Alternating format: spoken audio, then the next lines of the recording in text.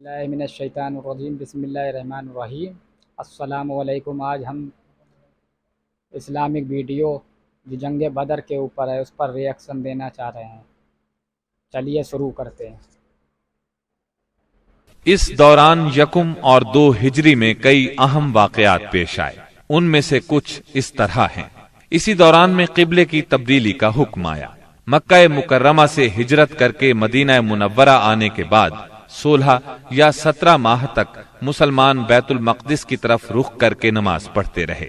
اب حکم آیا کہ خانہ کعبہ یعنی مسجد الحرام کی طرف منہ کر کے نماز ادا کی جائے۔ اسی سال میں رمضان المبارک کے روزے رکھنے اور زکوٰۃ ادا کرنے کے احکام نازل ہوئے۔ پھر عیدین کی نماز اور صدقۃ الفطر کا حکم دیا گیا۔ اسی سال میں پہلی عید الفطر اور پہلی عید الاضحیٰ پڑھی گئی۔ اسی سال نبی کریم صلی اللہ علیہ وسلم نے اپنی پیاری بیٹی سیدہ فاطمہ رضی اللہ عنہا کی شادی سیدنا علی رضی اللہ عنہ سے کی۔ سب سے بڑھ کر یہ کہ اسی سال میں مسلمانوں پر حکم الہی سے جہاد فرض کیا گیا اور مسلمانوں کو اپنے دفاع کا حق دیا گیا۔ مکہ معظمہ میں صرف تبلیغ کا حکم تھا، اب اپنے تحفظ میں تلوار اٹھانے کا حکم آ گیا۔ چنانچہ سریوں اور غزوات کا آغاز ہوا۔ جن جنگوں میں آپ نے کسی صحابی کو امیر لشکر بنا کر بھیجا وہ سریہ کہلاتی ہے، اور جن جنگی مارکوں میں آپ خود امیر لشکر ہوئے وہ غزوہ کہلاتے ہیں۔ تاریخ اسلام میں غزوات کی تعداد 21 سے لے کر 27 تک بیان کی جاتی ہے، جبکہ سریوں کی تعداد اس سے کہیں زیادہ ہے۔ اس سال کے دوران کئی غزوات ہوئے، لیکن سب سے مشہور غزوہ بدر ہے۔ نبی کریم صلی اللہ علیہ وسلم جب ہجرت کر کے مدینہ منورہ پہنچے تو ان دنوں مدینے میں ایک نہایت دولت مند اور با اثر شخص عبداللہ بن ابی تھا۔ ہجرت سے پہلے انصار میں اس کا بہت اثر و رسوخ تھا۔ انصار اسے اپنا سردار بنانے والے تھے، بلکہ اس کی تاج پوشی کے لیے ایک تاج بنوا لیا گیا تھا۔ اسی دوران میں آپ صلی اللہ علیہ وسلم ہجرت کر کے مدینہ پہنچے اور انصار کے دونوں قبائل نے آپ کے ہاتھ پر بیعت کر لی، اور میثاق مدینہ کے ذریعے سے یہودیوں نے بھی آپ کی قیادت کو تسلیم کر لیا۔ اس سے عبداللہ بن ابی کی سرداری کے منصوبے دھرے کے دھرے رہ گئے۔ اس بنا پر اس نے آپ کی مخالفت پر کمر باندھ لی۔ ادھر مشرکین مکہ جو اسلام، مسلمانوں اور رسول اللہ صلی اللہ علیہ وسلم کی دشمنی میں جل بھن رہے تھے، انہوں نے عبداللہ بن ابی کو ایک دھمکی آمیز خط تحریر کیا۔ اس خط میں انہوں نے 2 ٹوک الفاظ میں لکھا: آپ لوگوں نے ہمارے صاحب کو پناہ دے رکھی ہے، اس لیے ہم اللہ کی قسم کھا کر کہتے ہیں یا تو آپ لوگ اس سے لڑائی کریں یا اسے نکال دیں، یا پھر ہم اپنی پوری جمعیت کے ساتھ آپ لوگوں پر چڑھائی کر کے آپ کے سارے جنگجوؤں کو قتل کر دیں گے اور آپ کی عورتوں کی حرمت پامال کر دیں گے۔ جب یہ خط عبداللہ بن ابی اور اس کے ساتھیوں کو ملا تو وہ رسول اللہ صلی اللہ علیہ وسلم سے جنگ کے لیے تیار ہو گئے۔ نبی اکرم صلی اللہ علیہ وسلم کو اس کی خبر ہوئی تو آپ ان کے پاس تشریف لے گئے اور فرمایا: قریش کی دھمکی تم لوگوں پر بہت گہرا اثر کر گئی ہے۔ تم خود اپنے آپ کو جتنا نقصان پہنچا دینا چاہتے ہو، قریش تمہیں اس سے زیادہ نقصان نہیں پہنچا سکتے۔ تم اپنے بیٹوں اور بھائیوں سے خود ہی لڑنا چاہتے ہو۔ نبی اکرم صلی اللہ علیہ وسلم کی یہ بات سن کر لوگ بکھر گئے۔ اس وقت تو عبداللہ بن ابی جنگ کے ارادے سے باز آ گیا، کیونکہ اس کے ساتھی ڈھیلے پڑ گئے تھے یا بات ان کی سمجھ میں آ گئی تھی، لیکن حقیقت میں قریش کے ساتھ اس کے تعلقات خفیہ طور پر قائم رہے، کیونکہ مسلمانوں اور مشرکین کے درمیان شر اور فساد کا کوئی موقع وہ ہاتھ سے جانے نہیں دینا چاہتا تھا۔ پھر اس نے اپنے ساتھ یہود کو بھی ملا رکھا تھا تاکہ اس معاملے میں ان سے بھی مدد حاصل کرے، لیکن وہ تو نبی صلی اللہ علیہ وسلم کی حکمت تھی جو رہ رہ کر شر و فساد کی آگ کو بجھا دیتی تھی۔ مسلمانوں کی ہجرت اور مدینے میں ان کی کامیابی سے کفار مکہ بہت تل ملا رہے تھے اور مدینے پر چڑھائی کے بہانے ڈھونڈ رہے تھے۔ رسول اللہ صلی اللہ علیہ وسلم کے بڑھتے ہوئے اقتدار اور اسلام کی اشاعت نے مکہ میں ابو جہل اور ابو سفیان کو سخت بے چین کر دیا تھا۔ یہی کیفیت مدینے میں عبداللہ بن ابی کی تھی۔ اس نے قریش کے حوصلے بڑھائے اور انہیں یقین دہانی کرائی کہ اگر تم نے مدینے پر دھاوا بولا تو یہودی تمہارا ساتھ دیں گے۔ مسلمان جب سے مدینہ آئے تھے خطرات بڑھتے جا رہے تھے اور ان کے سروں پر منڈلا رہے تھے۔ یہی وجہ تھی کہ مسلمانوں نے راتوں کو جاگ جاگ کر مدینے کا پہرا دیا۔ ادھر قریش نے مدینے کو تباہ و برباد کرنے کا ارادہ کر لیا۔ اس غرض کے لیے انہوں نے کئی قبائل کو اپنا ہم نوا بنا لیا۔ چنانچہ جب نبی صلی اللہ علیہ وسلم کو خبر ہوئی تو آپ نے دو تدابیر اختیار کی۔ پہلی یہ کہ قریش کی شامی تجارت بند کر دی جائے تاکہ وہ مجبور ہو کر مدینے پر حملہ آور ہونے کا ارادہ ترک کر دیں۔ دوسرے یہ کہ مدینے کے آس پاس کے قبیلوں سے امن و امان کا معاہدہ کیا جائے تاکہ قریش جنگ مسلط کریں تو انہیں غیر جانبدار رکھا جا سکے۔ جب اللہ تعالی کی طرف سے جہاد اور قتال کی اجازت دی گئی تو رسول اللہ صلی اللہ علیہ وسلم نے کئی ایک سرایہ بھیجے اور غزوات میں حصہ لیا۔ ان کی مختصر تفصیل کچھ یوں ہے۔ اس سلسلے میں پہلا سریہ جو رسول اللہ صلی اللہ علیہ وسلم نے بھیجا وہ سریہ سیف البحر کہلاتا ہے۔ اسے آپ نے رمضان یکم ہجری بمطابق مارچ 623 عیسوی میں بھیجا اور اپنے چچا سیدنا حمزہ بن عبد المطلب رضی اللہ عنہ کو اس سریے کا امیر بنایا اور 30 مہاجرین کو ان کے زیر کمان شام سے آنے والے ایک قریشی قافلے کا پتہ لگانے کے لیے روانہ فرمایا۔ اس قافلے میں 300 آدمی تھے جن میں ابو جہل بھی تھا۔ مسلمان ایس کے اطراف میں ساحل سمندر کے پاس پہنچے تو قافلے کا سامنا ہو گیا اور دونوں فریق جنگ کے لیے صف آرا ہو گئے۔ قریب تھا کہ جنگ ہو جاتی لیکن قبیلہ جوہینہ کے سردار نے بیچ بچاؤ کرا دیا۔ دونوں فریق واپس چلے گئے۔ یہ اسلامی تاریخ کا پہلا سریہ اور پہلا فوجی عمل تھا۔ اس کا جھنڈا سفید تھا اور یہ اسلامی تاریخ کا پہلا جھنڈا تھا۔ اس کے علم بردار سیدنا ابو مرصد کناز بن حسین غنوی رضی اللہ عنہ تھے۔ اس کے بعد پے در پے سریے روانہ کیے گئے۔ چنانچہ شوال یکم ہجری میں سیدنا عبیدہ بن حارث رضی اللہ عنہ کو 60 مہاجرین کے ساتھ بطن رابغ کی وادی میں بھیجا گیا۔ وہاں ابو سفیان سے سامنا ہوا جو 200 آدمیوں کے ساتھ تھا۔ دونوں طرف سے تیر چلے لیکن جنگ نہ ہوئی۔ پھر ذی قعد یکم ہجری میں سیدنا سعد بن ابی وقاص رضی اللہ عنہ کو 20 مہاجرین کے ساتھ خرار کی طرف بھیجا گیا جو کہ جوفا کے قریب ایک مقام ہے، لیکن ان کا کسی سے سامنا نہ ہوا۔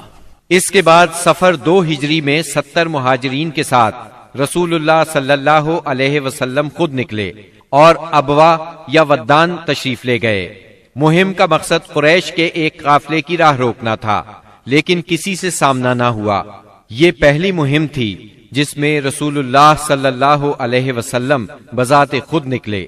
اس کے بعد ربیع الاول 2 ہجری میں رسول اللہ صلی اللہ علیہ وسلم 200 صحابہ کے ساتھ روانہ ہوئے۔ مقصود قریش کا قافلہ تھا جس میں امیہ بن خلف سمیت قریش کے 100 آدمی اور 2500 اونٹ تھے۔ آپ رضوہ کے اطراف میں مقام بوات تک تشریف لے گئے لیکن کسی سے سامنا نہ ہوا۔ اسی مہینے میں کرز بن جابر فہری نے مشرکین کی ایک مختصر سی فوج کے ساتھ مدینہ کی چراگاہ پر چھاپا مارا اور کچھ مویشی ہانک کر لے گیا۔ رسول اللہ صلی اللہ علیہ وسلم نے 70 صحابہ کے ہمراہ اس کا تعاقب کیا اور بدر کے اطراف میں واقع وادی صفوان تک تشریف لے گئے، لیکن کرز نکل بھاگا۔ اسی واقعے کو بعض لوگ غزوہ بدر اولا بھی کہتے ہیں۔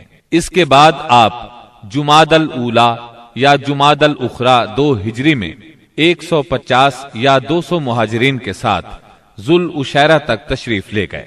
مقصود قریش کے ایک قافلے کو روکنا تھا جو ملک شام جا رہا تھا، لیکن آپ کے پہنچنے سے پہلے وہ جا چکا تھا۔ اس سفر میں آپ نے بنو مدلج اور ان کے حلیف بنو زمرہ سے جنگ نہ کرنے کا معاہدہ کیا۔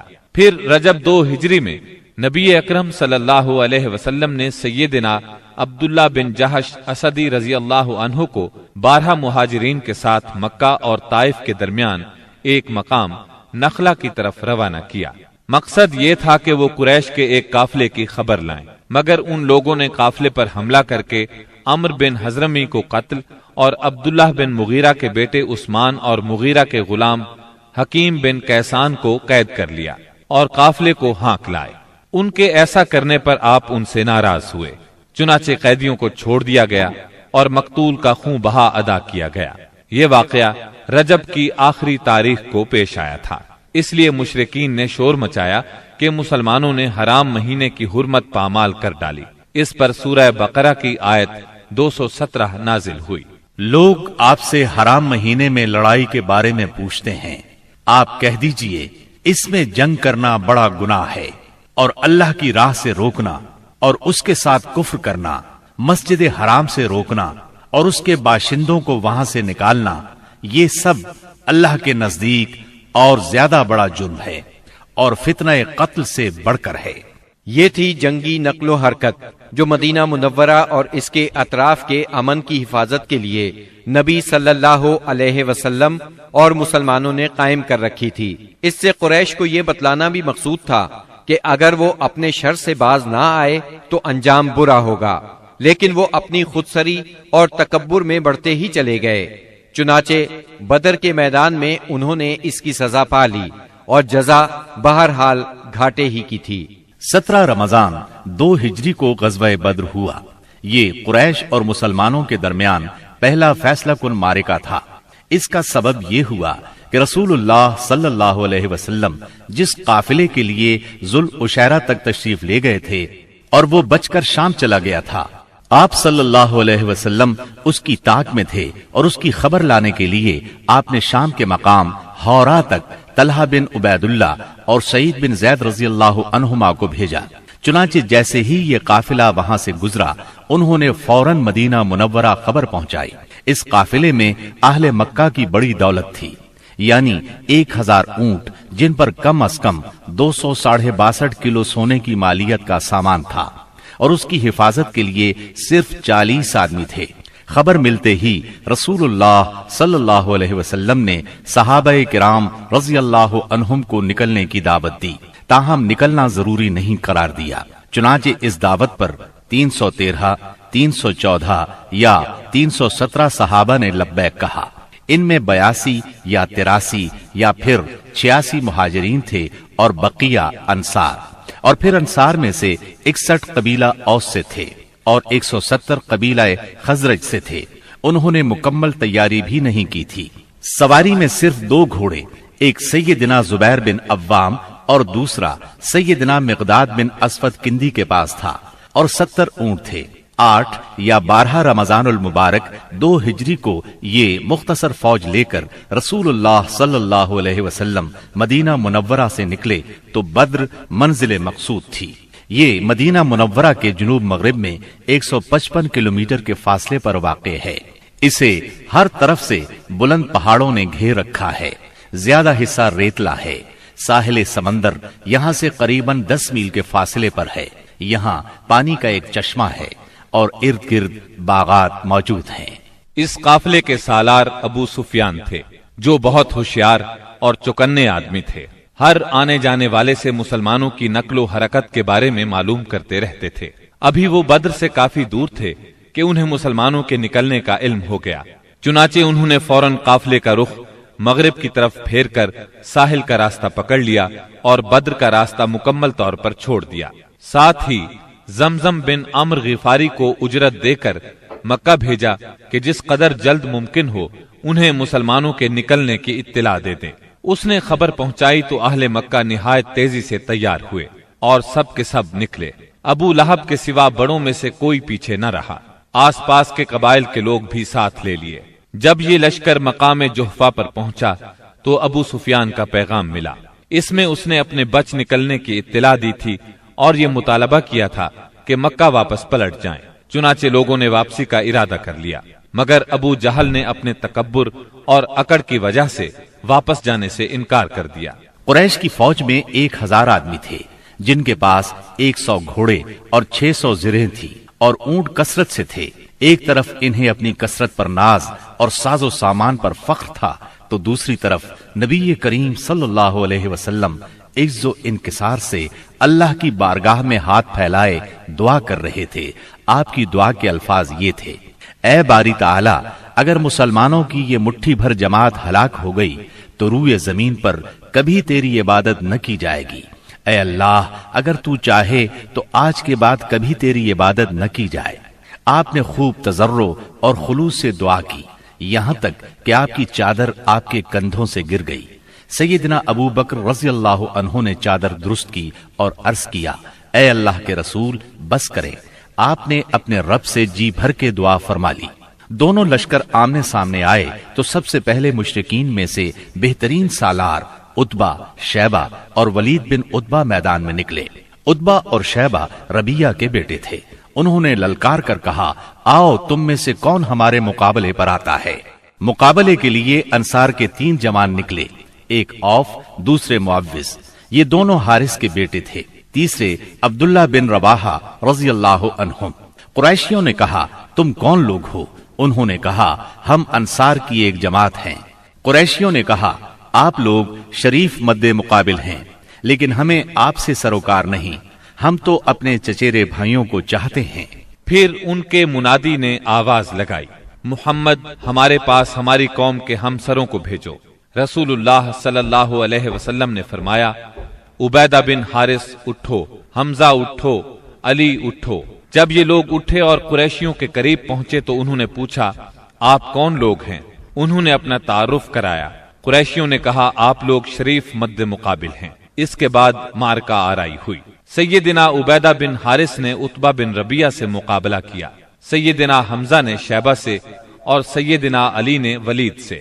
سیدنا حمزہ اور سیدنا علی نے اپنے اپنے مد مقابل کو جھٹ مار لیا، لیکن عبیدہ بن حارث اور ان کے مد مقابل کے درمیان ایک ایک وار کا تبادلہ ہوا اور دونوں میں سے ہر ایک نے دوسرے کو گہرا زخم لگایا۔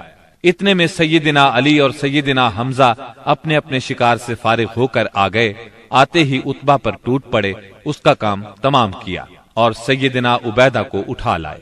ان کا پاؤں کٹ گیا تھا اور آواز بند ہو گئی تھی، جو مسلسل بند ہی رہی، یہاں تک کہ جنگ کے 4 یا 5ویں دن جب مسلمان مدینے سے واپس ہوتے ہوئے وادی صفرا سے گزر رہے تھے، ان کا انتقال ہو گیا۔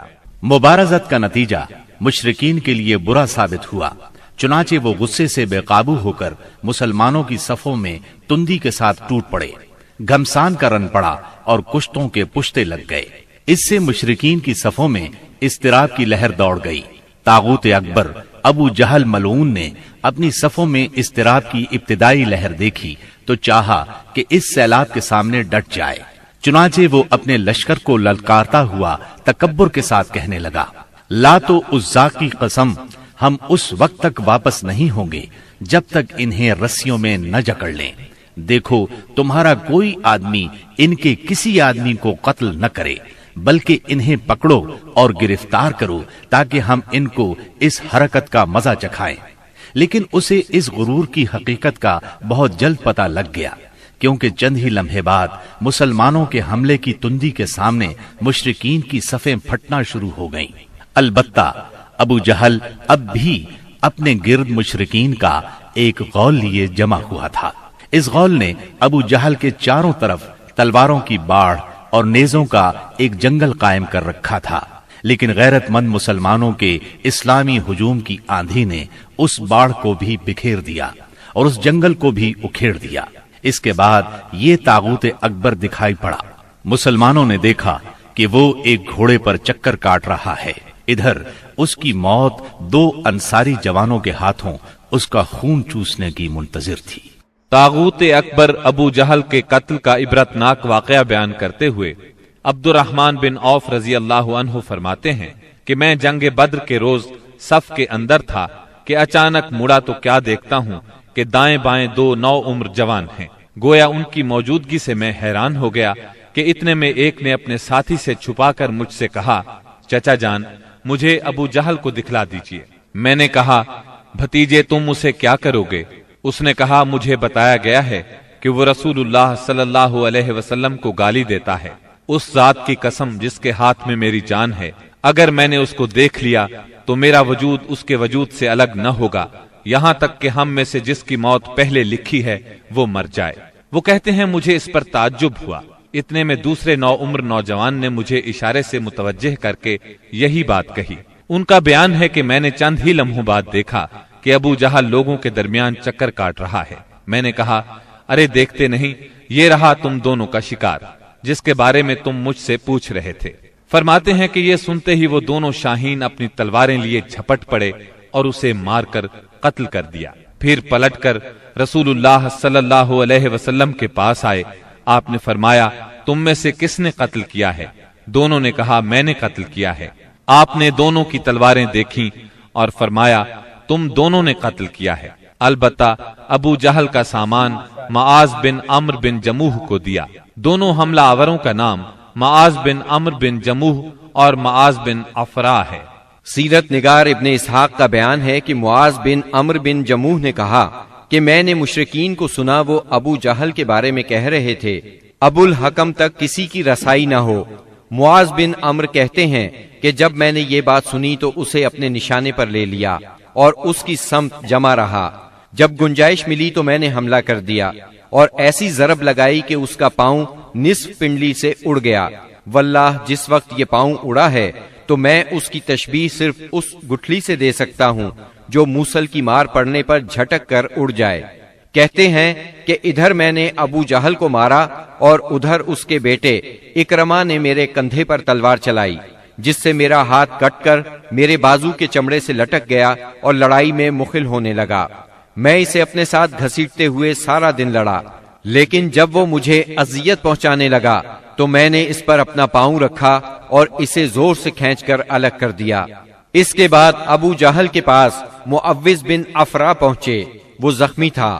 انہوں نے اسے ایسی ضرب لگائی کہ وہ وہیں ڈھیر ہو گیا، صرف سانس آتی جاتی رہی۔ اس کے بعد معوذ بن افرا خود بھی لڑتے ہوئے شہید ہو گئے۔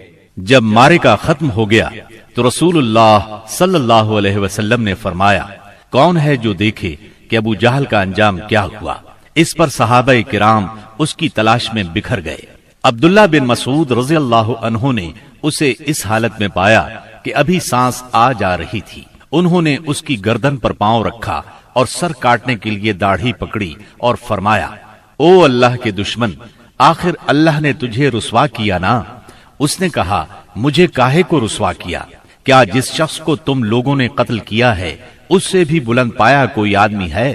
یا جس کو تم لوگوں نے قتل کیا اس سے بھی کوئی اوپر آدمی ہے؟ پھر بولا، کاش مجھے کسانوں کی بجائے کسی اور نے قتل کیا ہوتا۔ اس کے بعد کہنے لگا، مجھے بتاؤ فتح کس کی ہوئی؟ عبداللہ بن مسعود رضی اللہ عنہ نے فرمایا، اللہ اور اس کے رسول صلی اللہ علیہ وسلم کی۔ اس کے بعد عبداللہ بن مسعود رضی اللہ عنہ سے جو اس کی گردن پر پاؤں رکھ چکے تھے کہنے لگا، او بکری کے چرواہے، تو بڑی اونچی اور مشکل جگہ پر چڑھ گیا۔ واضح رہے کہ عبداللہ بن مسعود رضی اللہ عنہ مکے میں بکریاں چرایا کرتے تھے۔ اس گفتگو کے بعد عبداللہ بن مسعود رضی اللہ عنہ نے اس کا سر کاٹ لیا اور رسول اللہ صلی اللہ علیہ وسلم کی خدمت میں لا کر حاضر کرتے ہوئے عرض کیا، یا رسول اللہ صلی اللہ علیہ وسلم، یہ رہا اللہ کے دشمن ابو جہل کا سر۔ آپ نے 3 بار فرمایا، واقعی اس اللہ کی قسم جس کے سوا کوئی معبود نہیں۔ اس کے بعد فرمایا، اللہ اکبر، الحمد للہ الذی صدق وعدہ ونصر عبدہ وہزم الاحزاب وحدہ۔ اللہ اکبر، تمام حمد اللہ کے لیے ہے جس نے اپنا وعدہ سچ کر دکھایا، اپنے بندے کی مدد فرمائی اور تنہا سارے گروہوں کو شکست دی۔ پھر فرمایا، چلو مجھے اس کی لاش دکھاؤ۔ جب آپ صلی اللہ علیہ وسلم کو لاش دکھائی گئی تو آپ نے فرمایا، یہ اس امت کا فرعون ہے۔ معاذ بن عمر اور معوذ بن افرا کے ایمان افروز کارناموں کا ذکر ہو چکا ہے۔ حقیقت یہ ہے کہ اس معرکے میں قدم قدم پر ایمان کے ایسے تابناک نقوش پیش آئے جن میں عقیدت کی قوت اور اصول کی پختگی نمایاں اور جلوگر تھی۔ اس معرکے میں باپ اور بیٹے میں، بھائی اور بھائی میں صف آرائی ہوئی، اصولوں کے اختلاف پر تلواریں بے نیام ہوئیں اور مظلوم و مقہور نے ظالم و قاہر سے ٹکرا کر اپنے غصے کی آگ بجھائی۔ ابن عباس رضی اللہ عنہ سے روایت ہے کہ نبی صلی اللہ علیہ وسلم نے صحابہ کرام سے فرمایا، مجھے معلوم ہے کہ بنو ہاشم وغیرہ کے کچھ لوگ زبردستی میدان جنگ میں لائے گئے ہیں، انہیں ہماری جنگ سے کوئی سروکار نہیں ہے۔ لہذا بنو ہاشم کا کوئی آدمی کسی کی زد میں آ جائے تو وہ قتل نہ کرے، اور ابو البختری بن ہشام کسی کی زد میں آ جائے تو وہ اسے قتل نہ کرے، اور عباس بن عبد المطلب کسی کی زد میں آ جائے تو وہ بھی انہیں قتل نہ کرے، کیونکہ وہ بالجبر لائے گئے ہیں۔ اس پر عتبہ کے صاحبزادے ابو حذیفہ رضی اللہ عنہ نے کہا، کیا ہم اپنے باپ بیٹوں، بھائیوں اور کنبے قبیلے کے لوگوں کو قتل کریں گے اور عباس کو چھوڑ دیں گے؟ اللہ کی قسم، اگر اس سے میری مٹ بھیڑ ہو گئی تو میں اسے تلوار کی لگام پہنا دوں گا۔ یہ خبر رسول اللہ صلی اللہ علیہ وسلم کو پہنچی تو آپ نے عمر بن خطاب رضی اللہ عنہ سے فرمایا، کیا رسول اللہ صلی اللہ علیہ وسلم کے چچا کے چہرے پر تلوار ماری جائے گی؟ عمر رضی اللہ عنہ نے کہا، یا رسول اللہ، مجھے چھوڑیے، میں تلوار سے اس شخص کی گردن اڑا دوں، کیونکہ اللہ کی قسم یہ شخص منافق ہو گیا ہے۔ بعد میں ابو حذیفہ رضی اللہ عنہ کہا کرتے تھے، اس دن میں نے جو بات کہہ دی تھی اس کی وجہ سے مجھے برابر خوف لگا رہتا ہے، صرف یہی صورت ہے کہ میری شہادت اس کا کفارہ بن جائے، اور بالآخر وہ یمامہ کی جنگ میں شہید ہو ہی گئے۔ ابو البختری کو قتل کرنے سے اس لیے منع کیا گیا تھا کہ مکے میں یہ شخص سب سے زیادہ رسول اللہ صلی اللہ علیہ وسلم کی ایذا رسانی سے اپنا ہاتھ روکے ہوئے تھا، آپ کو کسی قسم کی تکلیف نہ پہنچاتا تھا اور نہ اس کی طرف سے کوئی ناگوار بات سننے میں آتی تھی، اور یہ ان لوگوں میں سے تھا جنہوں نے بنی ہاشم اور بنی مطلب کے بائیکاٹ کا صحیفہ چاک کیا تھا۔ لیکن ان سب کے باوجود ابو البختری کو قتل کر دیا گیا۔ ہوا یہ کہ مجزر بن زیاد سے اس کی مد بھیڑ ہو گئی، اس کے ساتھ اس کا ایک اور ساتھی بھی تھا، دونوں ساتھ ساتھ لڑ رہے تھے۔ مجزر نے کہا، ابو البختری، رسول اللہ صلی اللہ علیہ وسلم نے ہمیں آپ کو قتل کرنے سے منع کیا ہے۔ اس نے کہا، اور میرا ساتھی؟ مجزر نے کہا، نہیں واللہ ہم آپ کے ساتھی کو نہیں چھوڑ سکتے۔ اس نے کہا، اللہ کی قسم، تب میں اور وہ دونوں مریں گے۔ اس کے بعد دونوں نے لڑائی شروع کر دی، مجزر نے مجبوراً اسے بھی قتل کر دیا۔ مکے کے اندر جاہلیت کے زمانے سے عبد الرحمن بن عوف رضی اللہ عنہ اور امیہ بن خلف میں باہم دوستی تھی۔ جنگ بدر کے روز امیہ اپنے لڑکے علی کا ہاتھ پکڑے کھڑا تھا کہ اتنے میں ادھر سے عبد الرحمن بن عوف کا گزر ہوا۔ وہ دشمن سے کچھ زرہیں چھین کر لادے لیے جا رہے تھے۔ امیہ نے انہیں دیکھ کر کہا، کیا تمہیں میری ضرورت ہے؟ میں تمہاری ان زرہوں سے بہتر ہوں، آج جیسا منظر تو میں نے دیکھا ہی نہیں۔ کیا تمہیں دودھ کی حاجت نہیں؟ مطلب یہ تھا کہ جو مجھے قید کرے گا میں اسے فدیے میں خوب ددھیل اونٹنیاں دوں گا۔ یہ سن کر عبد الرحمن بن عوف رضی اللہ عنہ نے زرہیں پھینک دی اور دونوں کو گرفتار کر کے آگے بڑھے۔ عبد الرحمن بن عوف رضی اللہ عنہ کہتے ہیں کہ میں امیہ اور اس کے بیٹے کے درمیان چل رہا تھا کہ امیہ نے پوچھا، آپ لوگوں میں کون سا آدمی تھا جو اپنے سینے پر شتر مرغ کا پر لگائے ہوئے تھا؟ میں نے کہا، وہ حمزہ بن عبد المطلب رضی اللہ عنہ تھے۔ امیہ نے کہا، یہی شخص ہے جس نے ہمارے اندر تباہی مچا رکھی تھی۔ سیدنا عبد الرحمن رضی اللہ عنہ کہتے ہیں کہ واللہ میں ان دونوں کو لیے جا رہا تھا کہ اچانک بلال رضی اللہ عنہ نے امیہ کو میرے ساتھ دیکھ لیا تو انہوں نے کہا، او ہو کفار کا سرغنہ امیہ بن خلف، اب یا تو میں بچوں گا یا یہ بچے گا۔ میں نے کہا، اے بلال رضی اللہ عنہ، یہ میرا قیدی ہے۔ انہوں نے کہا، اب یا تو میں رہوں گا یا یہ رہے گا۔ پھر نہایت بلند آواز سے پکارا، اے اللہ کے مددگارو، یہ رہا کفار کا سرغنہ امیہ بن خلف، اب یا تو میں رہوں گا یا یہ رہے گا۔ عبد الرحمن بن عوف رضی اللہ عنہ کہتے ہیں کہ اتنے میں لوگوں نے ہمیں گھیرے میں لے لیا۔ میں ان کا بچاؤ کر رہا تھا مگر ایک آدمی نے تلوار سے اس کے بیٹے کے پاؤں پر ضرب لگائی اور وہ وہیں گر گیا۔ ادھر امیہ نے اتنے زور سے چیخ ماری کہ میں نے ویسی چیخ کبھی سنی ہی نہ تھی۔ میں نے کہا، نکل بھاگو، مگر آج بھاگنے کی گنجائش نہیں، اللہ کی قسم میں تمہارے کچھ کام نہیں آ سکتا۔ عبد الرحمن رضی اللہ عنہ فرماتے ہیں کہ لوگوں نے اپنی تلواروں سے ان دونوں کو کاٹ کر ان کا کام تمام کر دیا۔ اس کے بعد عبد الرحمن بن عوف رضی اللہ عنہ کہا کرتے تھے، اللہ بلال رضی اللہ عنہ پر رحم کرے، میری زرہیں بھی گئیں اور میرے قیدی کے بارے میں مجھے تڑپا بھی دیا۔ سیدنا عمر بن خطاب رضی اللہ عنہ نے اپنے ماموں عاص بن ہشام بن مغیرہ کو قتل کیا۔ سیدنا ابو بکر صدیق رضی اللہ عنہ نے اپنے بیٹے عبد الرحمن کو، جو اس وقت مشرکین کے ہمراہ تھے، پکار کر کہا، او خبیث، میرا مال کہاں ہے؟ عبد الرحمن نے جواب میں ایک شعر کہا جس کا ترجمہ یوں ہے، ہتھیار، تیز رو گھوڑے اور اس تلوار کے سوا کچھ باقی نہیں جو بڑھاپے کی گمراہی کا خاتمہ کرتی ہے۔ جس وقت مسلمانوں نے مشرکین کی گرفتاری شروع کی، رسول اللہ صلی اللہ علیہ وسلم چھپر میں تشریف فرما تھے اور سعد بن معاذ رضی اللہ عنہ تلوار حمائل کیے دروازے پر پہرا دے رہے تھے۔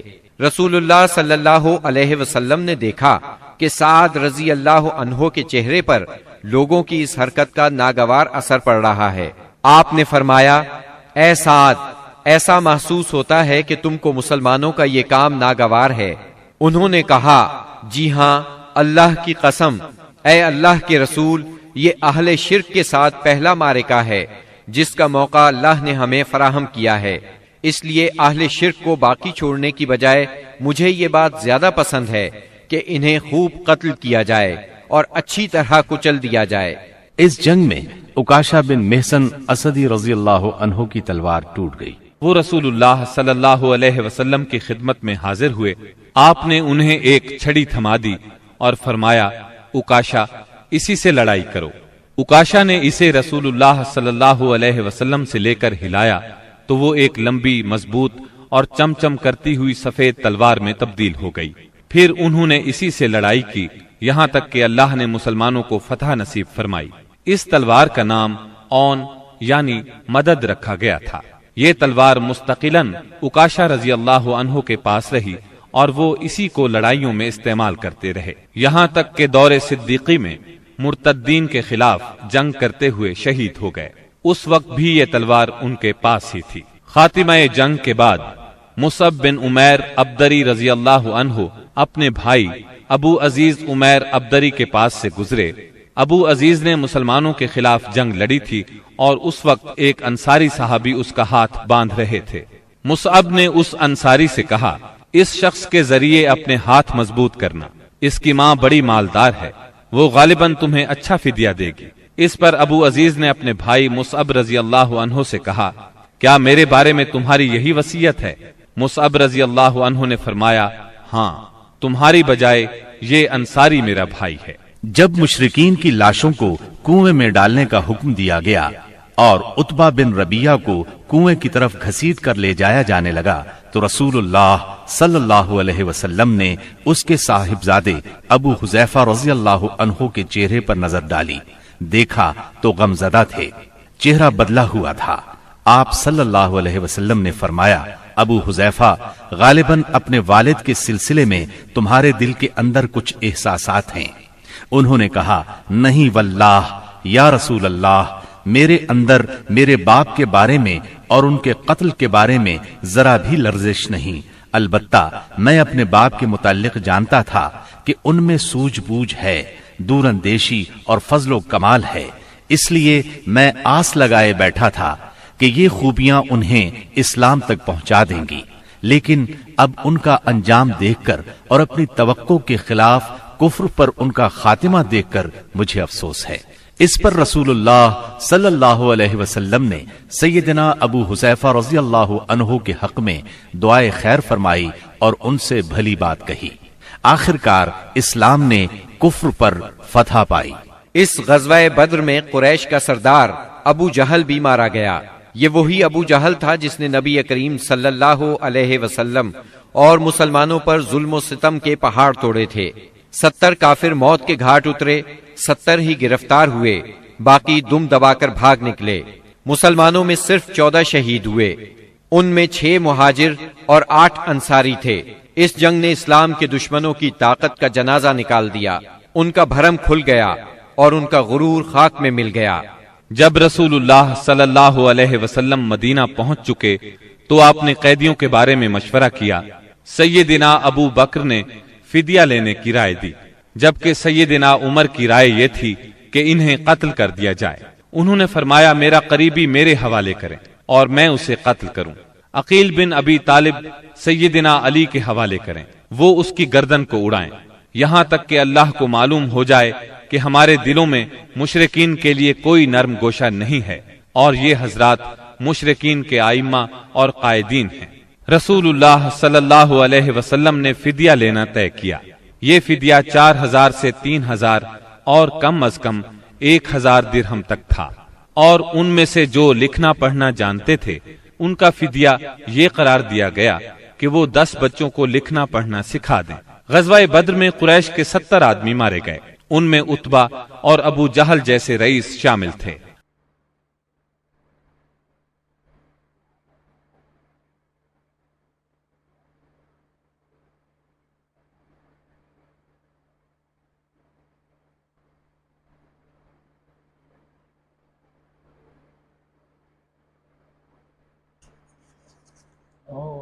ماشاء اللہ، سبحان اللہ۔ یہ تھی پوری مکمل ویڈیو۔ ہمارے چینل کو اسلامک دنیا DTV چینل لائک کریں، سبسکرائب کریں